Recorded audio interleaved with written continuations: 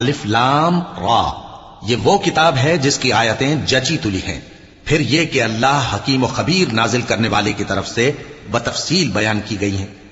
اس کا پیغام یہ ہے کہ اللہ کے سوا کسی کی عبادت نہ کرو، اور میں اس کی طرف سے تم کو ڈر سنانے والا اور خوشخبری دینے والا ہوں.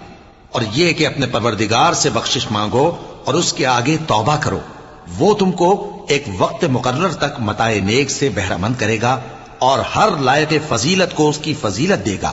اور اگر روگردانی کرو گے تو مجھے تمہارے بارے میں قیامت کے بڑے دن کے عذاب کا ڈر ہے. تم سب کو اللہ کی طرف لوٹ کر جانا ہے اور وہ ہر چیز پر قادر ہے. دیکھو یہ اپنے سینوں کو دوہرا کرتے ہیں تاکہ اللہ سے چھپ جائیں. سن رکھو جس وقت یہ اپنے کپڑوں میں لپٹ رہے ہوتے ہیں تب بھی وہ ان کی چھپی اور کھلی باتوں کو جانتا ہے. وہ تو دلوں کی باتوں تک سے آگاہ ہے.